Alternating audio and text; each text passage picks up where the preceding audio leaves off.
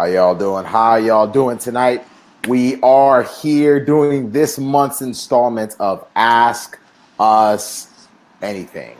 We honestly believe that for y'all as pre-PTs, we know you guys have lots of questions. You guys have a lot of things that you always want to inquire about on your journey. And we've been getting a lot of messages at our link, contactpreptgrind.com.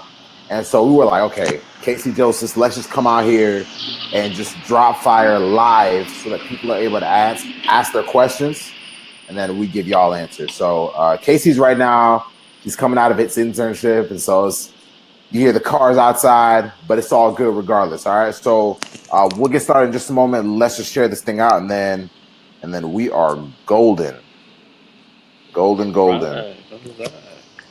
Yo, Casey, if I can find a quieter spot. No problem. What were you saying? No, tell us a little bit about what your rotation's been like before we get popping. Oh, sure. I'm gonna be walking, but you guys can hear. So I am in the Bay Area, California. If you guys are out here and have a free weekend or evening, let me know. We can meet up. I want to meet as many of you pre-PTs as possible. So let me know. It's in an outpatient setting, pretty much primarily orthopedics, sometimes some neuro patients, but that's pretty rare, but mainly outpatient orthopedics in the Bay Area, East Bay, California. So it's going well.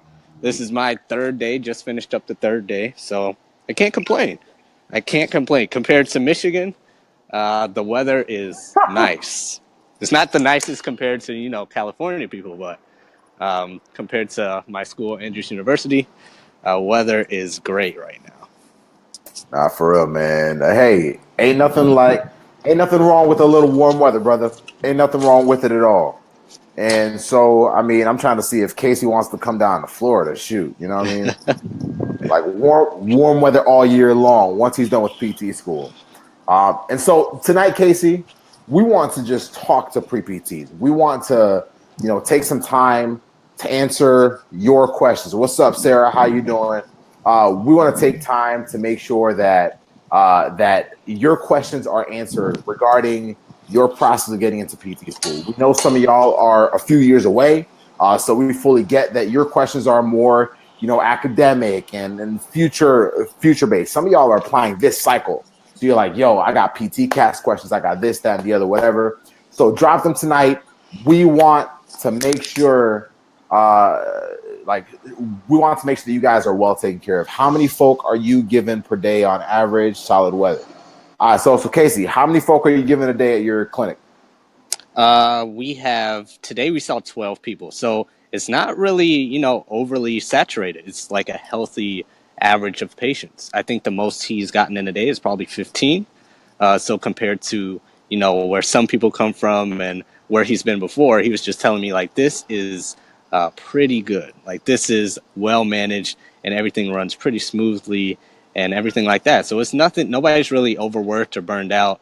It's a healthy flow of patients, average 6 in the morning, 6 in the evening, after lunch kind of thing. So it's rolling pretty smooth. Can't complain at all.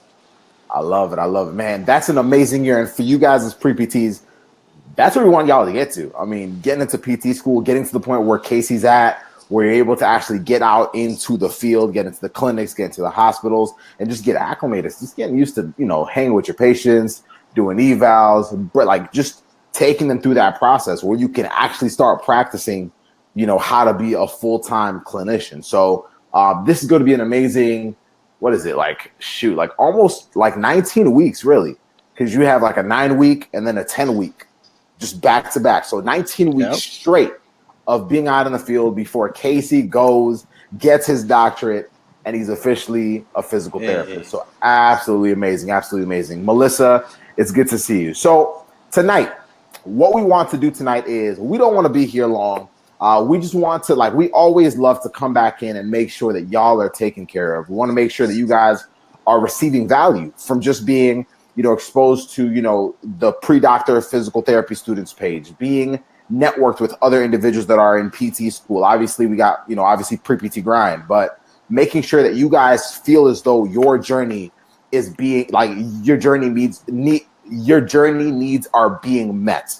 That is our objective. What, like, if that is conveyed, if that is done, then we have done our job, because our purpose, Casey, correct me if I'm wrong, our purpose is to make sure that you guys as pre-PTs receive the absolute best. We're trying to give you guys what we did not have access to, what most other physical therapists did not have access to, what current, PT students did not have access to. And we want to do that by making sure that your journey is absolutely seamless. So tonight, we want to hear from you guys. We want you guys, like, this is not scripted. Casey and I can talk all day, but we want you guys to actually drop questions. We want you guys to actually drop questions. So if you guys have questions that you guys are going through tonight, we'll try to hit as many of them as possible, but we want you guys to actually submit them below. Want to, like comment below. We will see them. We will address them. Don't feel ashamed. Don't feel like you can't, don't be like, I don't know if someone else is going to see it and say, that's a silly question. There is no silly question, because at the end of the day, if something happens and you don't make your goal of being a physical therapy student because you held back from inquiring, because you held back from trying to figure out what you needed to do to actually make it into that next level, then you're doing yourself a disservice. So we want you guys to ask questions, and then we'll go from there. So so before we kind of go in this, like, I want to bring up a topic as you guys are coming up with questions and dropping them below. This morning I was hanging out with Greg Todd at his place. We're talking about a number of different things, and we realized that there are two main things that really make us tick as pre-PTs, as physical therapy students, as physical therapists, and so on and so forth. Even as high, like, it does not matter where you are in your journey. There are certain things that make us tick. We either have excuses or reasons. Why is that significant? It's because, when it comes to your journey as a pre-PT, this is applicable because right now, a lot of you are at different points. We got y'all that are, like, still pretty stoked about the whole thing. You're like, man, I'm a sophomore, just trying to make sure, by the time I'm a junior or senior, I'm set to go. We have some of y'all that are non-traditional pre-PTs, and keep, like, comment below what your questions are. We want to address them tonight, guys. But, like, we got some of y'all that are, non-traditional pre-PTs that are, coming in from other career paths and all that. We got some of y'all that have applied 1, 2, or 3 times and you have not gotten it. And so because you guys are all coming from different points, you all have different decisions to make in order to make sure that you guys are able to still fulfill your dream, right? And because of that, many times, like, we start, like, naturally, we can easily doubt our own chances. We can easily doubt ourselves. We can easily doubt our own capabilities because we're spending a lot of time focusing on our other classmates. We're spending a lot of time focusing on people that are posting online saying, hey, I got a 3.8. Hey, I got a 3.9. Hey, I got this. Hey, I scored really high on my GRE. Hey, this. I mean, you're looking at them and you're saying, hey, that doesn't quite match up with where I'm at. That doesn't quite match up with where I am currently. That doesn't quite match up with my GPA. That doesn't quite match up with my like current scenario. And I was on a call today. We were talking about, like, it's really about y'all staying in your own lane.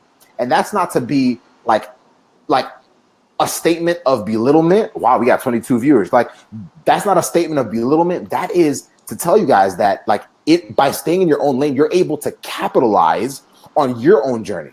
Because, like, I kid you not, Casey, when you did not get accepted after that first year, how did that feel? It felt terrible, didn't it? Absolutely. Yeah, of course.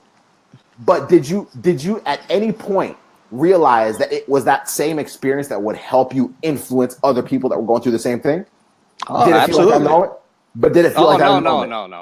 Not at the moment. I had no idea I was going to be doing this. Exactly. 3 years ago. So yeah, no, not at all. Absolutely no idea. But that alone is what has made Casey a very vital part of this team. a very vital part of what we're doing at Pre-PT Grind, because he's able to understand certain people's stories. So your experiences should not be discredited because someone else that's in a different lane is doing much better than you, because somebody else has better GPA than you, because somebody else got accepted on the first try, because somebody else you thought should not have gotten into the program as opposed to you got in, right? We all have a different storyline, but at the end of the day, you got two choices. You can either make excuses or you can have a reason to be absolutely successful, right? So the question is, like, what are you going to do about it? And tonight is really one of those decisions, because a lot of y'all are like, I just want to kind of see what happens. I'm comfortable with shooting in the dark. I'll apply to, maybe 10, 15, 20 schools this cycle. I'll see what happens. If it goes wrong, maybe PT is not for me. The honest truth is, if you guys, for those that really, really, really do it big, for those that really win as pre-PTs, trying to get into this profession, that are ready to really be movers in this profession, that are ready to influence at a high level, those are the people that really get to the point where they're like, I got no plan Bs. Now, that's a very dangerous statement to make, because most people will not agree with me on that. And I'm fine with that. I'm not here to argue, whatever. Casey and I, see things one way, but we know full fact that when you pursue your dream, when you pursue what you want without holding back, not listening to other people that do not have anything to do with what your passion is, because it's yours. It's yours. At the end of the day, that dream is yours. So when you get old and you're thinking about, oh, I should have done this, whatever, no one else is going to be sitting there with you yeah, I'm so sorry that you didn't. No, they're not going to feel that pain. It's your dream. It's your dream to be a physical therapist. So you guys have to get to the point where a lot of you are at, where you have to decide, am I making excuses? Am I just listening to a few podcasts? Am I just asking Casey and Joseph a few questions just to give myself, an excuse that if I don't make it, I did what I had to do. If I don't make it, I did what I have to do, right? At Pre-PT Grind, y'all, you guys realize, we want to serve you guys, but we're trying to help y'all that want to do absolutely everything possible to make it happen without holding back, not just the bare minimum, right? So in asking these questions, in coming, we want to work with the willing. We want to work with those that are whatever it takes for me to get in, put me through that. Because I know that my dream to be a physical therapist is too strong to unplug. My dream to be a physical therapist is too strong to just, ask a few questions here and there, right? The pre-doc page is good, y'all. Use it. Pre-PT Grind podcast, that's good. Listen to it. It's two guys on there that are pretty cool, right? But at the end of the day, it's getting to the point where you're like, I'm ready to do whatever it takes. Now, if you're not at that point, that's when we got to say, hey, let's have a conversation. Let's figure out what's holding you back. And a lot of times it's the fear of the unknown. It's the fear of, but Joseph, man, Casey, what if I don't make it? I want to have a backup plan. It's smart to have a backup plan. And you're right. In theory, it is smart to have a backup plan. But that's the very thing that holds you back from being at your absolute best. That's the very thing that holds you back from, heck, if I wanted to be a basketball player, right, why the heck would I go play baseball? Huh? Because it was easier, because I was better built for baseball, right? Because I could hit harder, right? Am I going to enjoy my career anymore just because I made it, to the major leagues? Heck no. Heck no. I might do it. I might be one of the greatest, and folk will be like, yo, Joseph, you really did it. You went to major league. Yeah. But at the end of the day, it don't mean a single thing. It don't mean a single thing because it did not meet what my dream was. So, try to figure out if the physical therapy is in. If it is, y'all hit us up. But let's answer some questions, because that's what we're here for, right? Y'all got me all energized. Man, shoot. All right. So let's see. So what advice do you have for someone who might have very low confidence levels despite being a great PT school applicant on paper? Casey, I'll let you take that one, bro.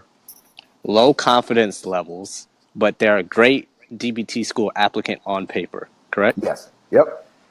So, well, first of all, why are you not confident? You just said everything's on paper, right? So what's bringing your confidence down? Is it your own mindset, or is it the people around you? Is it a combination of both? Doesn't matter. Well, whatever it is, we can handle it. But to combat that, to fight that, you have to start with the small things and look what you have already done and build off of that. Okay, you're a great DPT school applicant. So what have you done to be a great applicant already? What is on paper? Start with that. That's simple. What's on paper already and build off of that. Oh, you have a great GPA. Why? Because you're smart. Why? Because you put in the work. Why did you put in the work? Because you're disciplined, you're determined, you're focused. Okay, great. That's a great start. Now what else? Now your GRE is high. Okay, why? Because you put in the work, you're focused, you're disciplined. Same things. You got great letters of recommendation. Why? Because you have great people skills, because you have, great communication, whatever. Build on that. Like, why are you not confident? If it's yourself, if it's your negative talking, that's one way to fight it.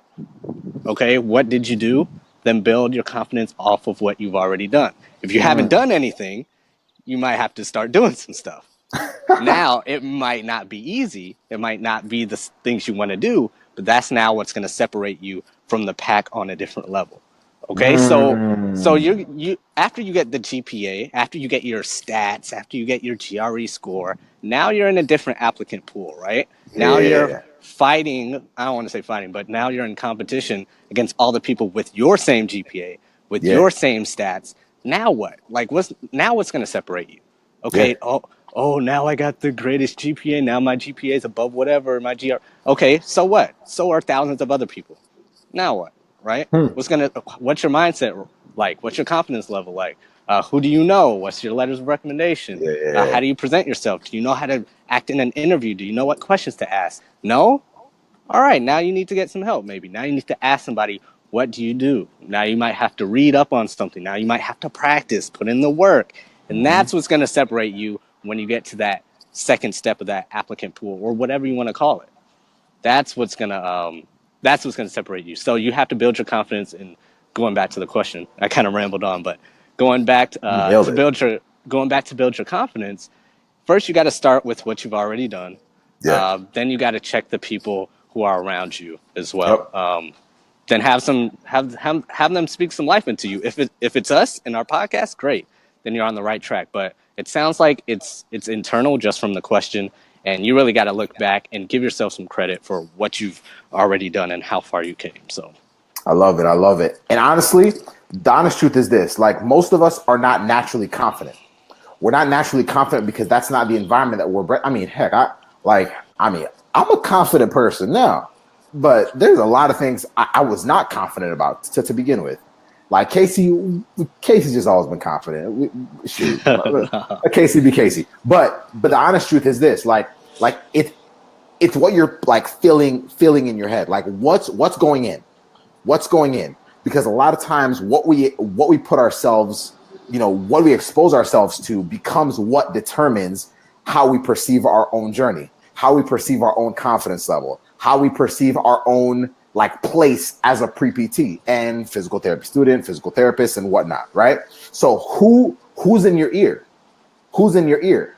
And who's in your ear positively and who's in your ear negatively, right? So Casey just told you all the things that you should be analyzing, but to just kind of like a sugarcoat, I mean, just like a little icing on top, it's making sure that you are like protecting, guarding what's going into your head, guarding what's going into your mind, guarding what your friends are saying about your current situation. Like, are they filling you with messages that are empowering you, or is it causing you to doubt more, right? Or is it just yourself? Is it just yourself? If it's just yourself, that's when you say, okay, what can I do about that? Personal development, right? So every single morning, I'm always listening to, so I'm a big Eric Thomas fan. I have a lot of books that I listen to and all that stuff. I do a lot of audiobooks and stuff. But every single morning, I have this routine of listening to Eric Thomas's mixtape, Dr. Thomas. You know what I'm saying? And so like I'm in the zone because he's out here just pushing me. Like homie doesn't even know me, but he's pushing me to be at the top of my game when I walk into the clinic, regardless of what patients ask me, regardless of what pre-PT students ask me online or whatever. And so you have to really protect what's going in your head, because if you are not naturally a confident person, we have to obtain that from somewhere else. So absolutely amazing question. All right. So Next question is, if your GPA is not great, what are other ways that I can stand out, Case? GPA is not great. What other Yeah. ways can you stand out? Yeah, I Right? want to get into a program. Like, what are other ways that I can stand out as a pre-PT student if my GPA is not great? Okay.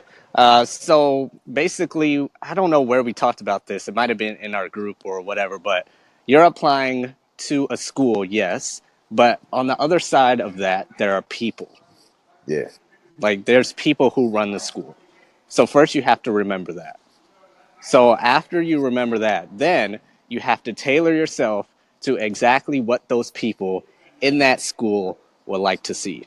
Now, what does that mean? You have to do some research. You have to know your stuff. You might have to visit multiple times. You're going to have to do some extra stuff. Just Yeah, for honestly, sure. I'm not going to sugarcoat it. You're going to have to do some extra stuff to separate yourself and to get to know that school on a different level than other students do.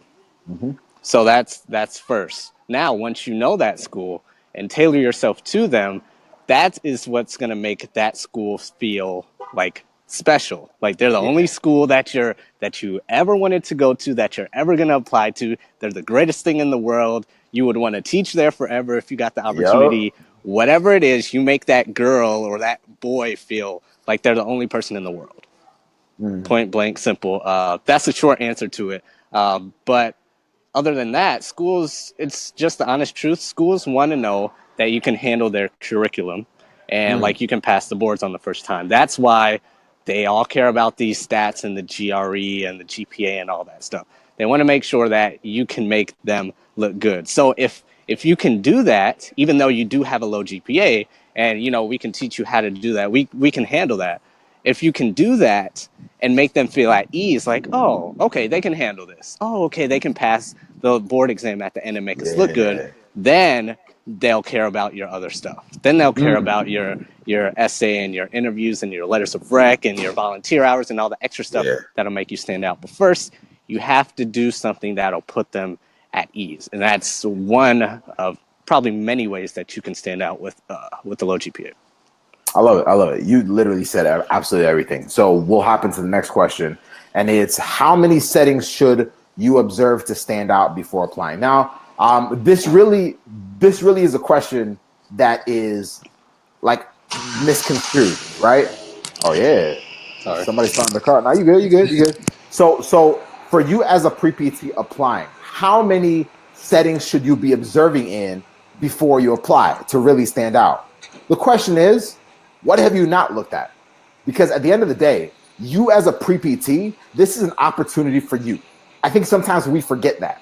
We forget that the process is actually for us as pre-PTs. You want to make sure you've done your due diligence.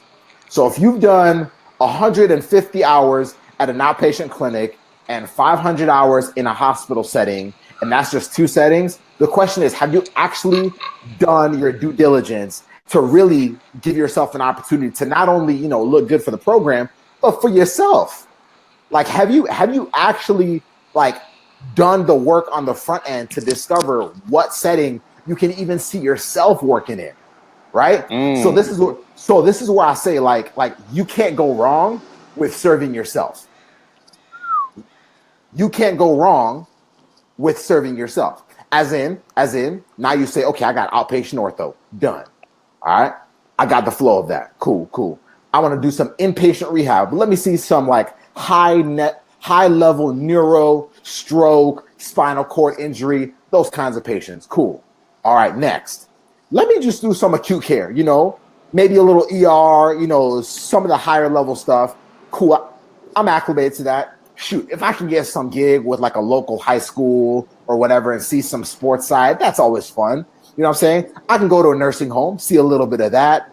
I could follow a home health physical therapist, see a little bit of that. If someone's a travel PT, I could hang out with them, see what the adjustment's like. Like, do your homework. Do your homework. So, because when you do it for you, it's already going to show when you go to apply. It's already going to show when you write your essay. It's already going to show when you go to the interview. Does that make sense? And so I think a lot of times we try to like go to a bunch of different settings to try to look good for the program. Wow. But y'all cannot lose if you serve yourself. Casey, what you thought, man? Hey, let's move on to the next question. You hit it. That's it. That's it. Oh man. All right. So cool. Next question by Jalen. Can the amount of times you retake a prerequisite class count against you? That's a good question. So can the amount of time you take a prereq class count against you? Now I got my answer, Casey. What's yours? And then I'll say what I gotta say. Yeah, I'm gonna keep this short because it can get kind of dicey and Yep. you know. But it all depends on the schools. Yeah, Yep. it really does. Like these schools, of course, they have to abide by CAPTE, the accreditation program for PT schools. But at the end of the day, they are all their own thing. They can accept whoever they want on whatever stats they want, on whatever criteria they want. Doesn't matter how many prereq classes you take and all that. They can all decide for whoever they want. Like they can make their own criteria. So what does that mean is that you have to narrow down your schools and get very specific with it in order to find out that question. Right? So if you're gung ho about 3 schools or 4 schools, 5, whatever it is, then you hone in on those schools and you court them and you ask them whatever you need to know and find out that specific question to that specific school. Now, if you're applying to thousands of schools, that's going to get a little hard. So that's pretty much the basis of my question. That's very dependent on the schools and whatever they 100%. they really want. 100%. So yeah. So that's when you get on some phone calls and talk to them.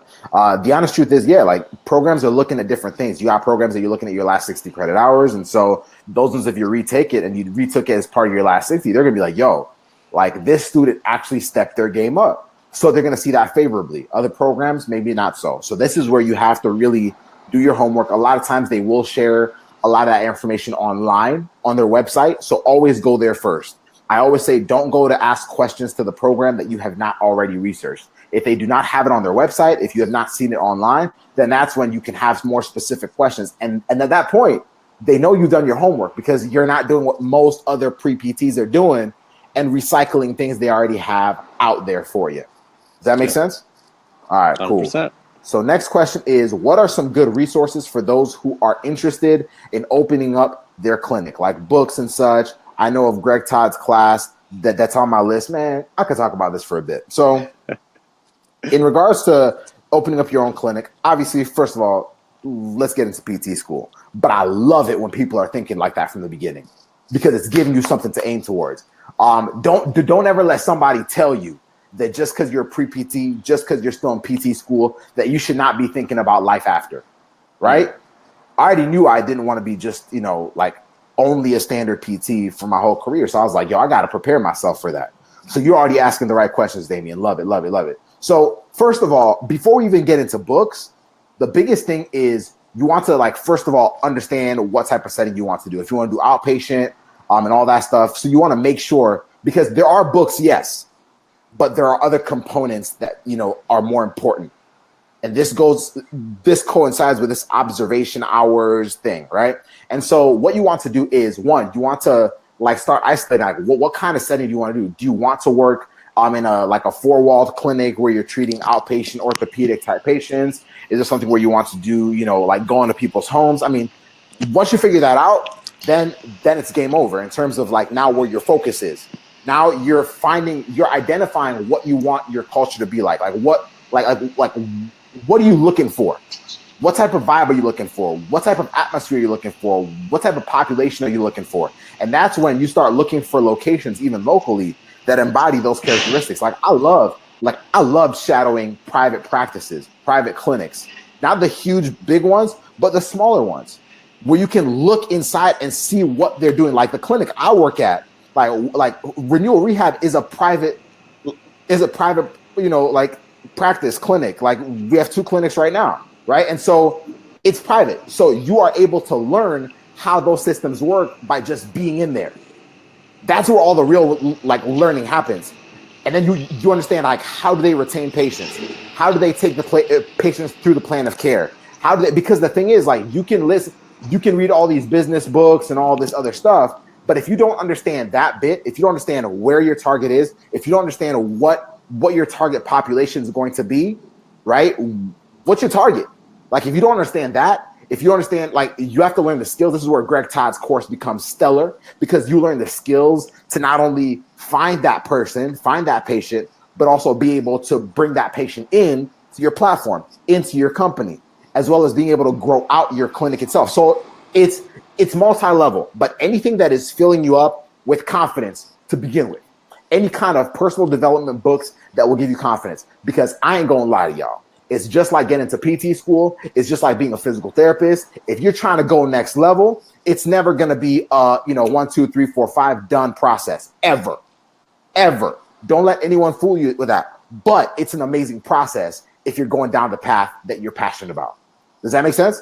Like if it's where you want to be, don't let there's nothing that will stop you at that point because you're going where your passion's at, right? And so you have to embrace that process. You have to embrace the process of going through, but you're gonna need positive reinforcement in your head consistently. 2, any kind of business related like books. I got a number that I could look up or whatever. But any kind of like business type books, when you get to that point, are gonna be good because you want to kind of know the game of business. You want to know how to sell because that's what you do all the time. Like you being able to take care of a patient well, you're selling because at the end of the day, because of how well you took care of them, because of how well you were able to figure out what was wrong with them and show them how you're going to get them to, their goals. Like you were selling to them. They were buying into you. They were buying into your passion for serving them at a high level. So those are some of the things that you need to do to start out. And then obviously like Greg, you got Aaron LeBauer's course, you got Paul Goff's course. These are all, if you want to do something that's more cash-based, Aaron LeBauer. If you want to do something that, if you want to just understand like the business game at all levels, you got Greg and Paul like simultaneously. These are all mega minds that actually walk you through this process, making sure that you succeed. So if you want to talk more about that, man, hit us up and we'll make sure we take care of you. All right, perfect. So yeah, guys, if you guys have any more questions, drop them below. But the honest truth is, you guys are right now at, we'll say this time and time again, you guys are at an amazing part of this profession in terms of what you can do with it. You guys are at a time period where as a pre-PT, you're able to connect with people that are not in the same town as you, that are not in the same state as you, that are not in the same part of the country as you, heck, that are not even in the same country as you. So take full advantage of it. Take full advantage of the relationships that y'all can develop with other people that have already done it. Take advantage of the relationships that y'all can develop with other pre-PTs that are going through it as well, so that you feel like you're not alone, right? But the honest truth is, man, we want y'all to be at the top of it.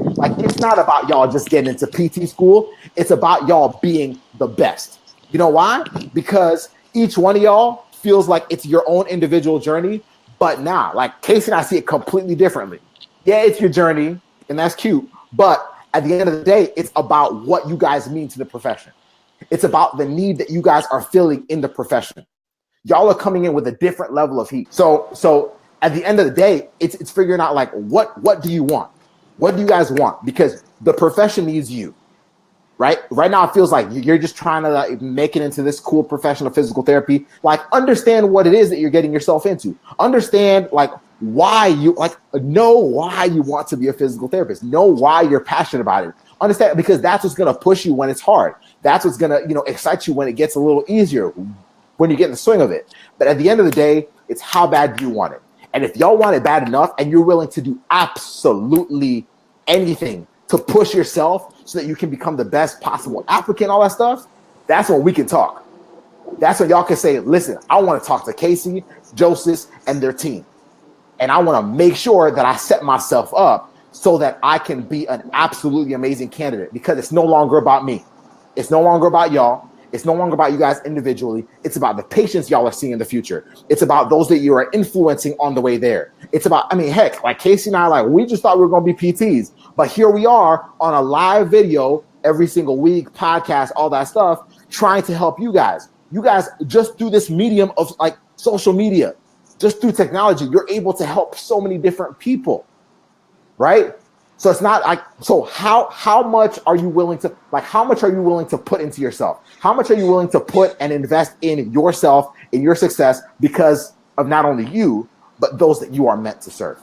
Ask yourself those questions. And if you're like, I'm willing to do absolutely anything, I'm willing to do absolutely whatever it takes, that's when you say, okay, let me go to contactpreptgrind.com and let me just say, hey, Joseph, Casey, y'all's team, this is what I want to do. How do I make it happen? And that's when we can talk. All right. All right. For Damien's question, there are a ton of podcasts in relation to this too. Be a business student in your spare time too, not just the DPT student stuff. Absolutely agree, Nicole. I absolutely agree. You have to step outside of just being a PT student, just because that's the mistake that I even made initially, because I just thought, shoot, like as long as I get out of PT school, that then I can start looking into this stuff. You know, heck, I was thinking to myself, man, it seems like everyone's waiting 5 years or 10 years before they're even thinking about opening up their own place. So I'm gonna wait that long. Like, it was some kind of nonsense in my head. But you guys, like right now, Damien, is when you can start immersing yourself in all of that. Like start learning the game now. Start learning the business now. Start learning how to influence, how to inspire people, how to take people from where they are to where they want to be. Start doing that now. And you guys can start doing that through social media.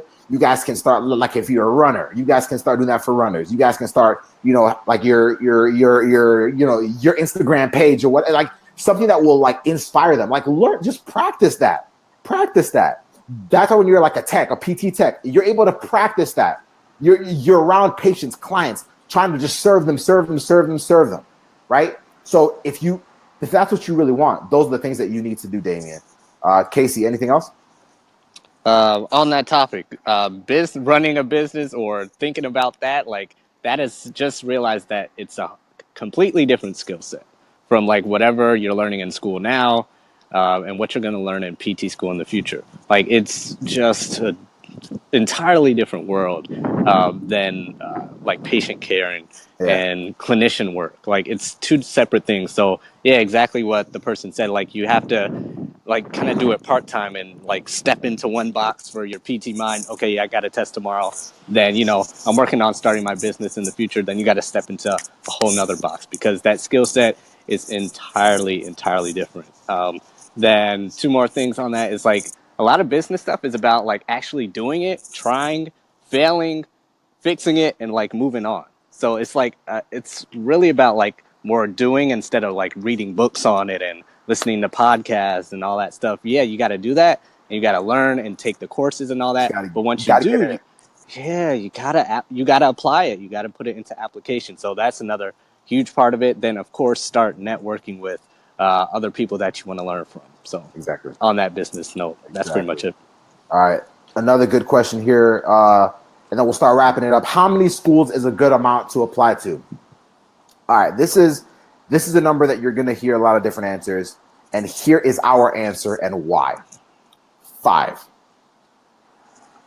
We say that five schools is all you really need if you choose the right 5. Now, the mistake is usually that students are applying to a lot of different schools, mainly because we don't really know what we're doing, first of all. Like, we're like, all right, okay, these are local schools. I kind of like that one. I had a friend that went there. Oh, I heard Duke is pretty legit. You know, let me apply there. And so we end up applying, and I got students that have applied to schools, and they're like, yo, they hit me up and said I didn't even like meet their requirements because we didn't even do the so one, it's doing that research on the front end. Yeah. See, you got Tyler applying to 17, right? And so that's what ends up happening a lot of times. But we don't want you to have to go through that process because every school you apply to is several $100s. Right. So you want to make sure that this process is, I mean, you want to calculate it a little bit. You know what I mean? It's like if I was a basketball player and I'm Steph Curry, I'm not going to close my eyes and just, lob it up. Chances are, I mean, Steph can shoot. So chances are he'll still make it. Right. But at the end of the day, like you have to be calculated. You have to have your balance. You have to have your setup and make sure that you've given yourself the best shot to actually make it because you've done all the things right. Right. And so with the 5 schools, it's 1, doing the research on the front end, being very real with yourself in regards to where you are, GPA, GRE, all that stuff, like finding a school that matches it up. If you had a rough start to your academic journey and you had a lower GPA, but you bumped it up over the last few years, you might want to look at schools that are looking at your last 60 credit hours, all of that, and recalculate that, calculating your GPA for all those. So you want to like play around with that game. and make sure that you're choosing schools that meet where you are. And I'm not going to go into those details because all y'all are at a different spot in regards to, your journey getting in, all that stuff. Looking at schools. I mean, another one, especially for non-traditional students, is looking at the fact that most schools are not accepting credits after 7 years, right?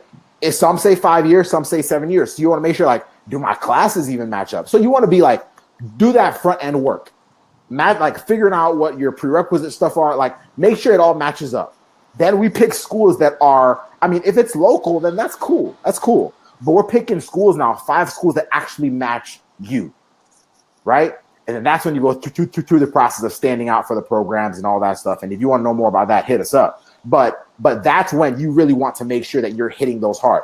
Because if it's not calculated, like I said, it's like shooting hoops. If you ain't like lined up, if you ain't balanced, if your elbow ain't there, you know what I'm saying? Like shoot. If you don't got the fall through, if you're shooting like Shaquille O'Neal, you might make some free throws, but it don't mean nothing.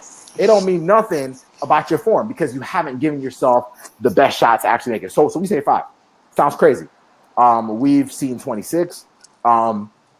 We were looking on the PT Cast platform, and there has been students that have gone even in the 60s, 70s, 80s in terms of school, and that's thousands and thousands. That's over 10 grand, guys. So, like, know this.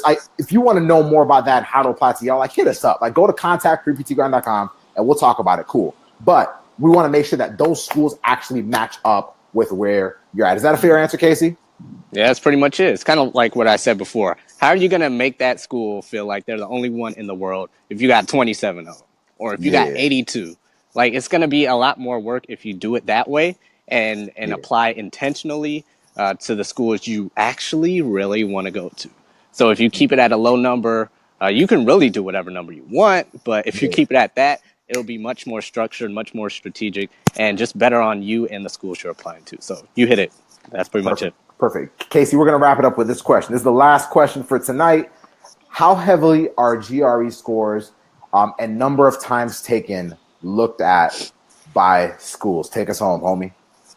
How heavily are they looked at? That's dependent on the school. How many times it's taken? I haven't really seen that they care. They just care about that final number.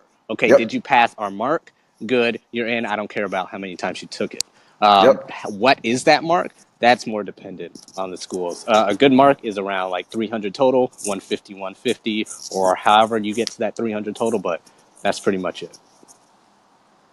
Done. Guys, it is an absolute pleasure to always serve you guys. It's always a blast to get on these calls. Make sure that you guys are taken care of, guys. We want absolutely nothing but the best for you guys. We want you guys to achieve. We want you guys to set yourselves up for success as pre-PT students. Guys, this is not a game. Like, man, I had someone hit me up and they're like, man, like, I'm not gonna lie. Like, I thought like pre-PT grind was like just a stunt, to try to get, pre-PTs to buy it. No, listen, I was talking to one of my students yesterday and I was like eating like, Chipotle. And I'm like, y'all, like, I'm just eating, like, we're chilling. All we care about is y'all success. All we care about is y'all being at the top of your game. Right? So we answered some questions tonight, man. But if y'all are like, you know what, Joseph and Casey, listen, I'm not playing around anymore. I got too much on the line. I got my family. I got to take care of them. I got my dream of being a physical therapist. I'm not like, I want to make sure that my story ends well. Y'all the only ones that have control of your story. In regards to where you end up, in regards to you achieving your dreams. Like, you either have the story where you're like, sitting like, in your 80s, 90s, like, man, yo, I should have done this, I should have done that. Or you're sitting there like, yo, I did my thing. Like, I failed a lot, I succeeded a lot, but I did my ish. Like, do you want to be part of the few that get to the end of their story and say, regardless of how this ends, I did my thing. I put it all on the line. I actually lived up to what I wanted. I lived up to what my passion was, to what my dreams were. Is that what you guys want? If physical therapy has something to do with that, that's when you say, yo, I'm ready to do whatever it takes. Pre-PT grind, I'm ready to do whatever it takes. So hit me up, set me up. Y'all need to go to contactpreptgrind.com. Go to contactpreptgrind.com. Be like, yo, Casey Joseph, I'm going to do whatever it takes to get into a program. But not only that, I want to set myself up to be at the top of my game. I want to set myself up to be the best possible future clinician that I can be, right? The right mindset, the right community, the right approach. Because I'm not trying to have anything hold me back. I might have been accepted, after I might have been denied this past cycle, but I'm still grinding.